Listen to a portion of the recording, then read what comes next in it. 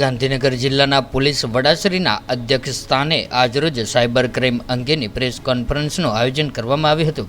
Gandhinagar sector 27 ખાતે SP કચેરીના conference હોલમાં આયોજિત આજની પ્રેસ કોન્ફરન્સમાં ડીવાયએસપી શ્રી આર.આઈ. દેસાઈએ છેલ્લા કેટલાક સમયથી ગાંધીનગર જિલ્લામાં સાયબર ક્રાઇમના વધી રહેલા કેસ, સાયબર ફ્રોડના નોંધાયેલા ગુન્હા, સાયબર ક્રાઇમ અંતર્ગત ભોગ બનેલાને પરત કરવામાં આવેલી રકમ સહિતની વિસ્તૃત માહિતી આપવામાં આવી હતી। ડીવાયએસપી શ્રી દેસાઈના જણાવ્યા મુજબ ગુજરાતમાં ગયા વર્ષે 114.90 કરોડનો ફ્રોડ થયેલ છે, જેમાં ગુજરાત પોલીસ દ્વારા 46% પ્રમાણે ₹54 કરોડ લોકોને પરત અપાવ્યા છે। કોઈપણ વ્યક્તિને આવો કોઈ પણ ફોન આવે કે લિંક આવે અથવા કંપની કે એજન્સીના નામે કોલ આવે તો તરત જ પોલીસને જાણ કરવા માટે પણ અપીલ કરવામાં આવી હતી। છેલ્લા કેટલાક સમયથી જિલ્લામાં અને રાજ્યમાં સાયબર ક્રાઇમનો ફ્રોડ સતત વધી રહેલ છે। લોકો સાયબર ક્રાઇમનો ભોગ ના બને એના માટે સચેત રહે અને જે લોકો કોઈપણ કારણસર સાયબર ક્રાઇમનો ભોગ બને એ તાત્કાલિક પોલીસનો સંપર્ક કરી અને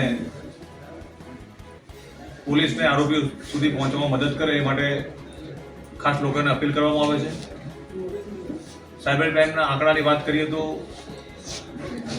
ગુજરાતમાં ચાલુ વર્ષે લગભગ 114 કરોડ રૂપિયા જેટલું ફ્રોડ થયેલ છે અને તેમાંથી પોલીસે લગભગ 46% ઉપરાંતની રકમ લગભગ 53-54 કરોડ રૂપિયા લોકોને પરત પણ અપાવેલ છે। ગાંધીનગર જિલ્લા પોલીસે પણ લગભગ 56 લાખ રૂપિયા જેટલી રકમ લોકોને પરત અપાવેલ છે।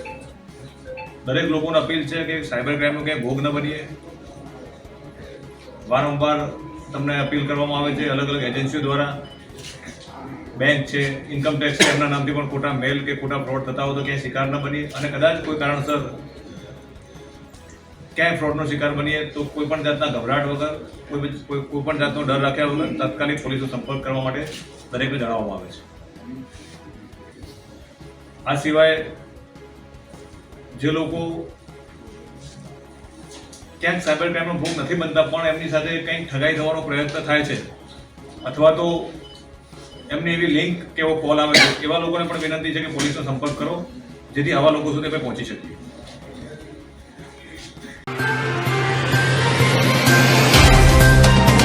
तो व्हाट्सएप, ट्विटर, फेसबुक, इंस्टा जहाँ भी आपका अकाउंट है, इसे शेयर बटन के द्वारा वहाँ पर शेयर करें।